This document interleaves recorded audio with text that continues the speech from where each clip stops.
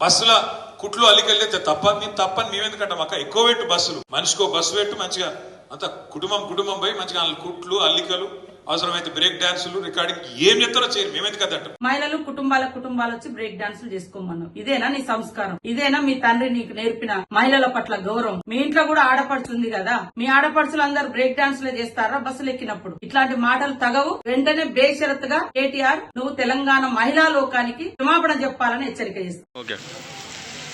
కేటీఆర్ గారు నిన్న మాటలు ఏం మాట్లాడింది? మీరు కాంగ్రెస్ మన సీఎం గారు చేసిన పనులు మీరు తట్టుకోలేకపోతున్నారా? చూసి ఓర్చుకోలేకపోతున్నారా? ఆడవారి పట్ల మీరు ఏ రకంగా మాట్లాడారు? ఎంత అవమానించారు? ఆడవారి ఆత్మగౌరవాన్ని దెబ్బతీసింది. మీరు ఆడవారితో పెట్టుకుంటే మంచిగా ఉండదు. మరి మీరు అందరు ఆడబిడ్డలందరికీ క్షమాపణ చెప్పాలి. ఇవన్నీ చూసి ఈ రేవంత్ రెడ్డి గారు పనులు చేసినట్టు చూసి ఓర్వలేకపోతున్నారు.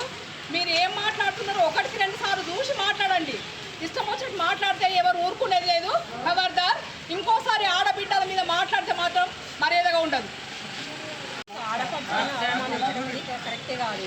మీకు ఆడపడుచులు అనేది ఉన్నారు, మీ చెల్లి ఒక లెక్క దండగా చేస్తుంది. ఆ పని మాకు చేత కాదు. మా ప్రభుత్వం మాకు లేడీస్కు మహిళలకు ప్రోత్సాహం ఇచ్చి ఉన్నత స్థానానికి కోటీశ్వరాలను చేయడానికి మా ప్రభుత్వం చేస్తుంది. మీరు ఓర్చుకోలేక మహిళలను బ్రేక్ డ్యాన్స్ చేయమని అనడు కరెక్ట్ కాదు. ఇది కేటీఆర్ ఖబర్దారు. మళ్ళోసారి మహిళలను అవమానిస్తే మాత్రం మర్యాద దక్కదు కేటీఆర్.